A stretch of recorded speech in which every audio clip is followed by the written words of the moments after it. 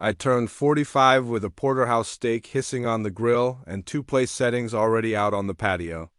I bought a bottle of red, a 2015 vintage I'd been saving for something special. The glasses were polished, napkins folded just the way Marisol liked. And a little candle flickered in the middle of the table. It was the kind of scene you see in feel-good commercials. The kind that suggests love is still alive, still nurtured. I even set up the Bluetooth speaker, playing the playlist Callie made for me last Father's Day, classic soul with just enough modern jazz to feel intentional. I kept checking the clock. 6:40, 6:55, 7:15. The wine had breathed enough. The steak would overcook if I waited too long. I figured maybe they were stuck in traffic. Maybe Callie's late class had run over or Marisol got caught up leaving the office.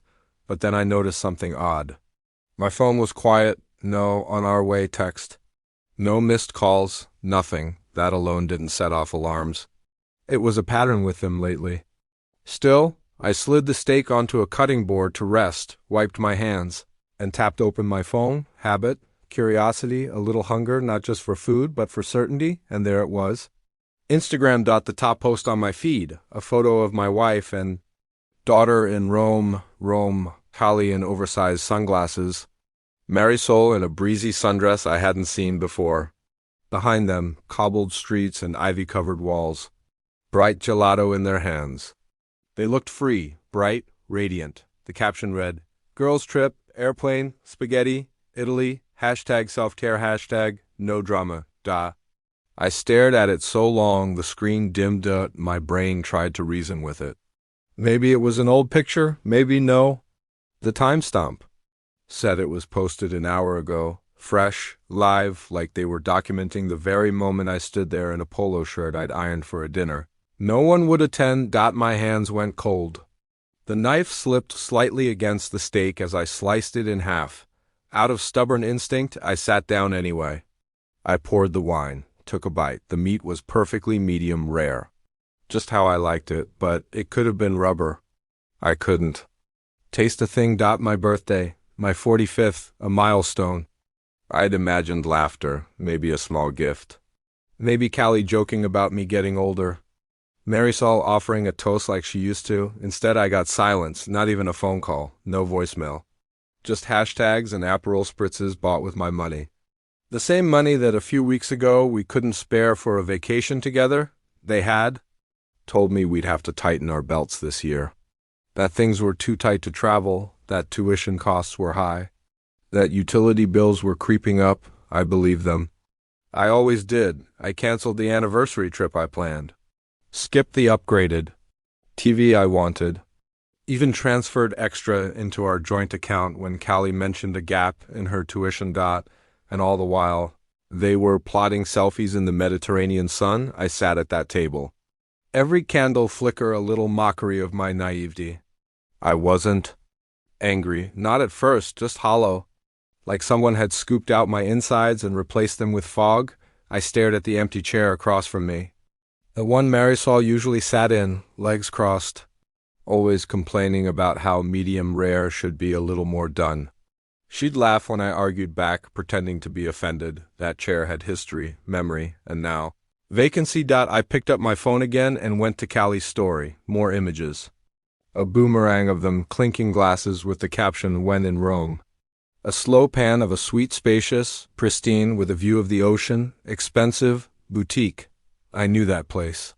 I'd looked it up once when planning a trip we never took.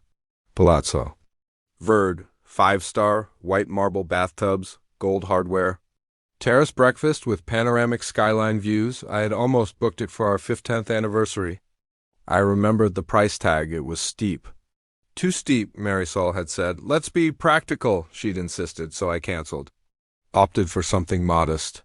She barely acknowledged the effort. And now here they were, sun-kissed and smiling. No mention of me, no tag, not even a half-hearted "wish you were here." Just #self-care. And my damn credit card paying for every slice of tiramisu. I didn't eat the rest of the steak.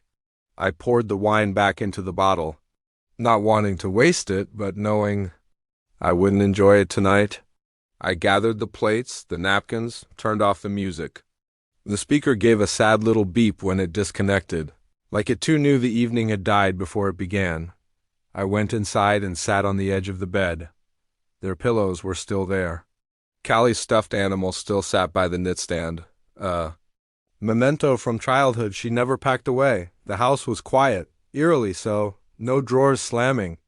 No hairdryer humming down the hall, no laughter echoing off the walls, just me. A phone full of betrayal. In a room that now felt like a stage I'd been written out of Dov at some point. The smile I practiced in the mirror that morning, the one I thought would greet them at the door, curled into something else, something sharper, something resolved. Not rage, not sadness. Just a shift. A realization. They had left me behind. Not just tonight, slowly, over years. They distanced themselves. Rewrote the narrative so subtly I didn't see the edits until they were sipping cocktails halfway across the world. And now I wasn't just out of the photo. I wasn't even in the frame. Gravity was stronger now, like betrayal had turned their bones into stone. Callie paused near the edge of the lawn, turned back, and looked at the house again. Her eyes swept across the porch, the windows, and finally landed on the spot where I used to hang the wind chime she made in 6th grade art class. It was gone now. Boxed and packed like the trust she'd spent years not realizing was finite. I sat back down and watched as the SUV pulled away. No honks, no waving, just tires on. Asphalt and a shadow that passed without sound. That night the neighborhood felt different. Terrence had a porch light brighter than mine ever was, and Boomer barked at every shadow like he was announcing a new beginning. I didn't mind. It wasn't my porch anymore. But the peace I felt knowing they had finally run out of places to hide from their choices was more comforting than silence. I slept better that night than I had in years. No guilt, no wondering if I was overthinking things. No midnight arguments about tone or intent.